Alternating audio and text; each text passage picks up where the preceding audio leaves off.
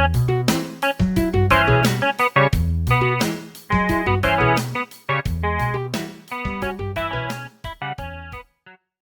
and welcome to Unsourced Wall. My name is Elvis, and as always, I'm your host. Alright, so this is going to be kind of a long one.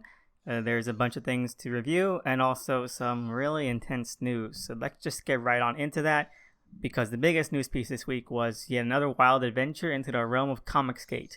Because as it seems that one rather notable third-party publisher, Dynamite, has been in bed with Comicsgate for quite some time. Now, this is something that's been bubbling over in comic Twitter circles for the past few weeks, mainly through old threads and connections between the higher-ups of Dynamite and some of Comicsgate's own upper echelons. But this all came to a head when Dynamite set up a fun page for Comicsgate creators' vanity variant covers for, I think, a Vampirella miniseries, basically just their Comicsgate OC being sandwiched between Vampirella and Red Sonja, with funding levels for just the variant going from between $20 to $100. Now, this was pretty much taken by many as a flag in the sand that Dynamite would promote both Comicsgate creators and creations this heavily, compounded by what has already been noted as being beyond the pale exclusive connections in the past. This ended up leading a lot of Dynamite's own writers and artists and employees to distancing themselves from the publisher and sometimes even leaving entirely. This was only egged on and exacerbated by Comicsgate riling up everybody and everything in sight as evidence that they were owning SJW tiers and that they were being oppressed, and many contributors to the fund increasing their donations by at least 3 times the amount just to stick it to the libs, etc.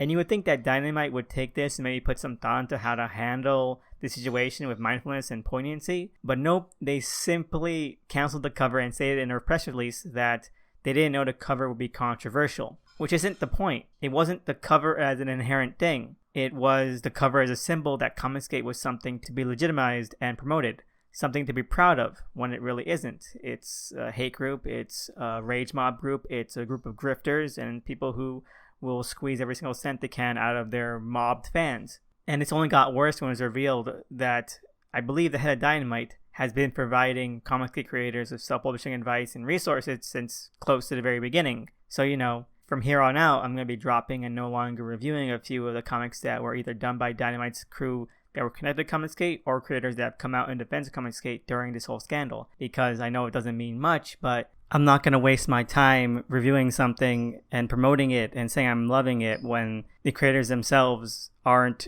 worth it.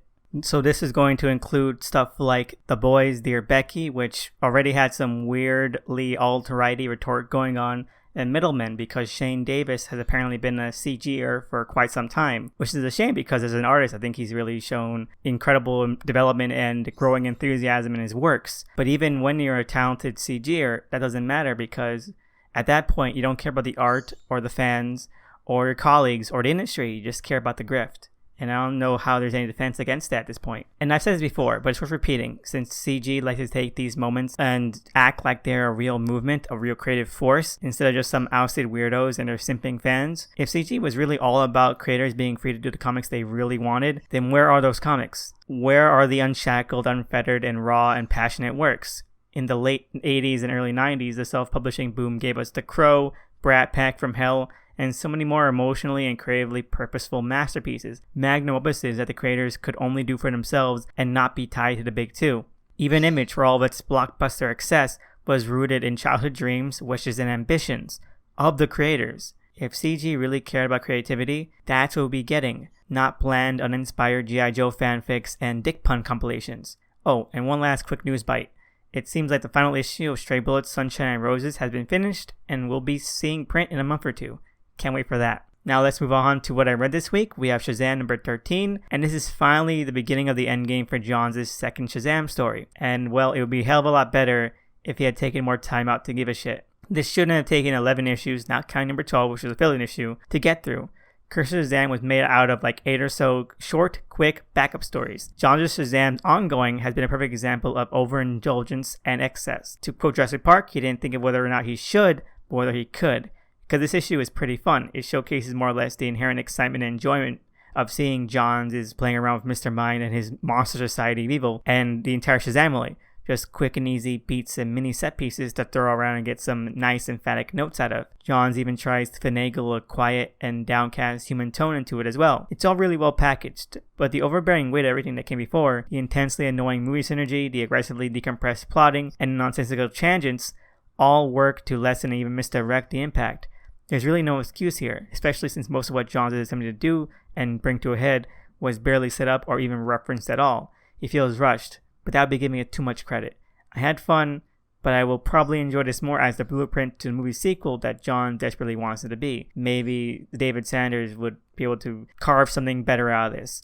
While of course, I still enjoy it to this day, its own story. So overall, 2 thumbs middle. Moving ahead, we have Chew number 1.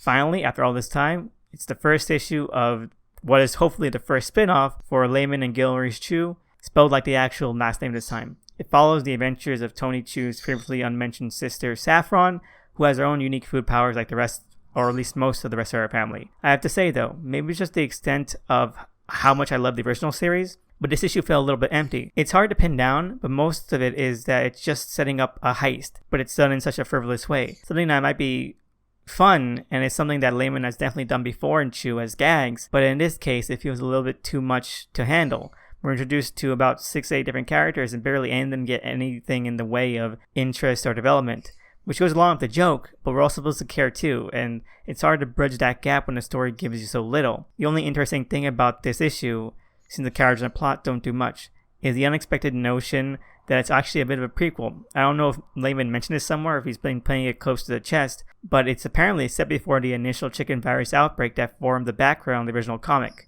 So we see Tony and Colby appear in cameos, but they haven't met before and they're in the original professions. It's actually a little bit intriguing, as the heist set piece also sets up the chicken virus, and in a way that feels kind of eerie and maybe with a little bit of dread. If that's something that it leans into as the series goes on, as it's trying to find its feet, then I'll be more than happy to stick around. Overall, 2 thumbs middle. And lastly, we have Billionaire Island number 3. Alright, time to wrap this up with something actually satisfying, because this series is still shaping out to be Russell at the peak of his prowess. Still writing the very fine and very entertaining line between humor, cynicism, and just an amped up sense of catharsis. Russell really finds a way of making some aggressively and incisively deep cuts of his rhetoric, philosophy, and mindset, but in ways that stay true to form and true to the various characters in the story. While some of them might be a bit more cartoonish and goofy, it strays from making them too much of a caricature, hedging more around making them emblematic and symptomatic. This way, the story can have multiple voices that harmonize around a central theme without them sounding too similar to each other.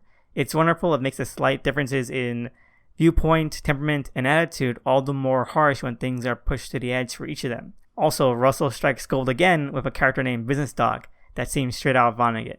It's an amazing series. I'm just in complete love with this. It's something that once again has reignited my love for Russell, which had tapered off a little bit here and there, a bit of a few of his duds. But this is actually really good, and 2 thumbs up. I can't wait for more. Now we can move on to what I watched this week. First off, we have Stargirl Episode 10, Brainwave Jr. This has got to be either my favorite or least favorite episode yet, because it has maybe some total elements that I've either really enjoyed about this series or that I've really hated. What I love was simple. The way that they finally have the wall break down in the family dynamic. Pat and Courtney's mom being as strained and as tense as they probably can be only feels as earned and as justified as it does because they've been developing that ongoing relation since the very beginning, and it's been one of the biggest and strongest plot threads of the entire season. Then breaking it apart feels actually genuinely unnerving and honestly a bit raw and awkward to even watch. I love that. It's a real emotion and one that I really appreciate a show like this being able to do. Even Mike gets in on the action, due to how his last few appearances have been centering around him looking for and finding a place in his family unit. So him lashing out felt a little bit heart-wrenching. Of course, on the flip side of this is that Courtney herself still comes off as a bit thick-headed. She never gives anyone else any consideration, and it's ridiculous, and it just butts into a scene that has real emphatic tension going on. I feel like there was a better way to play her arc, her tangent in this without going as overboard as they have. But yeah, that was strong, as is Brainwave Jr.'s further development. If that was the strongest plot thread, then Brainwave Jr.'s character is maybe the most engaging. Seeing his character gain more multifaceted size and dimension was done admirably, entertainingly, and sympathetically. This episode pulls out all the stops to land that one in particular. It's tricky, but it pulls it off. Which leads to another thing I hate, which is that rather than really use this to its advantage story-wise, the show cheaps out again. Instead of going for a real continuing drama with Brainwave Jr., it goes for cheap melodrama and kills him off. Brainwave Jr. is a character that could have led to many engaging storylines and dynamics, but when they kill him off for the quick and easy feels, and also play a 30-second slow song, it's the opposite of the problem that happened with Wizard Jr. With Wizard Jr., we didn't get to know him enough, so his death meant nothing. With Brainwave Jr., we got to know him a lot, so his death seems pointless. Still, hopefully the last 3 episodes can bring this show on home. I'm still entertained by it, even though I'm going to drop it at the end of the season. Overall, 1 thumb up, 1 thumb down. And lastly, we have Doom Patrol Episode 6, Space Patrol. Now this was just a hell of an entertaining episode. Once again, what could have been an entire B-plot or framework is little more than an afterthought to a pretty much free-floating story that just encompasses all of the ongoing dramatic and character-centric threads. The show has been kind of moving away from being episodic in such a smooth and gradual way that I barely noticed. But this kind of puts the nail into it, and I don't mind. It handles it and its disparate characters really well. And with such focus and balance and time, that it never feels like any single one is getting neglected. They have time for Cyborg's romance, they have time for Cliff to bond with a little girl, they have time for Larry and Rita's insecurities. They even have time for a mock funeral for Jane's personalities. These don't really have a central purpose to them as a group, and the only thing that really keeps it together is the fact that you care, that the audience cares about all of them. And this show has done a good enough job to trust in that implicitly when writing and crafting an episode like this. If it hadn't, if any part of it had lagged or any character had been less, well received or well developed, the entire thing would have fallen apart. So that's a kudos to the showrunners, the writers, the actors, and everyone involved. This is a wonderful episode that remains difficult to really piece apart. Maybe it's the heart-to-heart Cliff has with Dorothy that's a hallmark, or Larry realizing the true extent of his pain and remorse. Or maybe it's the play that Rita is involved in that has a poster that's a parody of the original 50s Blob movie poster. That's wonderful. Doom Patrol looks to be heading into this season's endgame, and I can't wait to see where that takes them, because so far, this entire season has been really wonderful. It's been such a marked improvement in terms of structure, narrative force, drive, and motivation. So overall, 2 thumbs up. Anyway, that's it for Unsourced Wall this week. Thank you again for listening. It's still really hectic around here, but I just want to say thank you so much for anyone out there who's ever sent a question, comment, or topic. Hopefully I can get back to you soon. It means the world to me. I've also been starting to do video unboxings and other assorted stuff as part of Unsourced Wall bonus that will be uploaded, every other weekend or whenever I get the time on the YouTube channel. So please check them out. I'm really proud of them. They're turning out kind of more fun than I expected. I already have one up for Boy Max Immortal, and another one for yet to be disclosed one is going to be coming up in a couple of days. So please check them out. And as always, I want to give a shout out to cover artists for the show at DOTMCE. Please check them out. They're amazing. They deserve all the love they can get. Anyway, have a great week and see you again next time.